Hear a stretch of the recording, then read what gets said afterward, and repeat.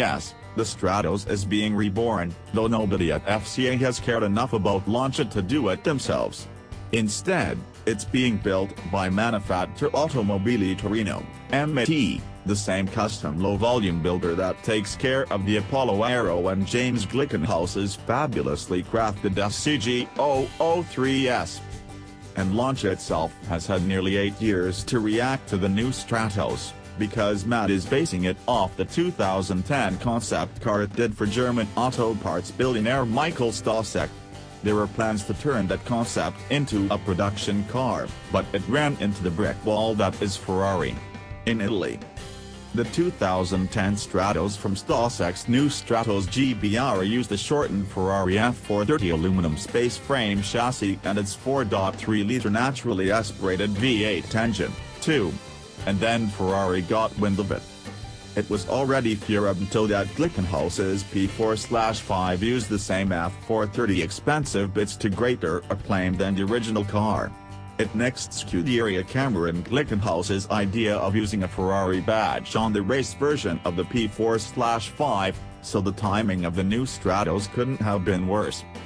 And here we are, 8 years later, with a car that looks almost exactly the same, with more than 550 horsepower via an unknown engine.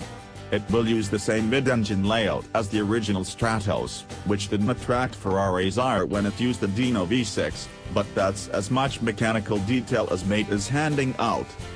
The reborn Stratos will weigh only 2,809 pounds and will be about the same length as the 12-foot original, though it's significantly wider.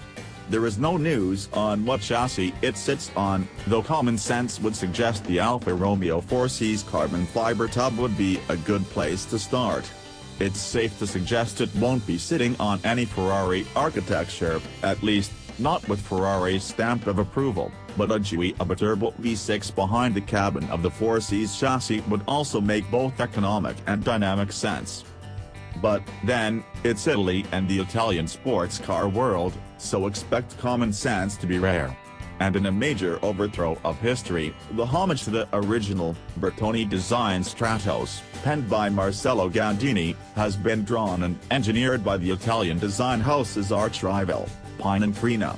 It retains many of the Stratos' design signatures, including its cold chisel wedge shape, its exaggerated windscreen curve, and its removable bonnet and engine cover. Its roll cage will be welded into the chassis, its doors will hold helmets for both occupants, and it's even air-conditioned. I am delighted that other passionate car enthusiasts will be able to experience how the successor to the most fascinating rally car of the 1970s still sets the bar for design and performance, Stoschek said. MAT's announcement only suggests it obtained from Stoschek permission to replicate the new Stratos using the same design and technologies of his car. Lancia built 492 Stratos coupes from 1973 to 1978, when Fiat diverted almost all of Lancia's rally budget to its own 131 Abarth program. The Stratos HF was part of a purple patch for star designer Gandini, who had already delivered the Mira and Countach for Lamborghini. Amongst the Stratos' 18 wins and 3 World Cup titles, the forerunner of the World Rally Championship, Italian Sandro Munari took Monte Carlo Rally wins in 1975, 76 and 77. Lancia's rally glory didn't end with the Stratos, though. Its 037 Ra was the last rear-wheel drive car to win the World Rally Championship in 1983, then its Delta dominated the early years of Group A era in the late 1980s and early 1990s.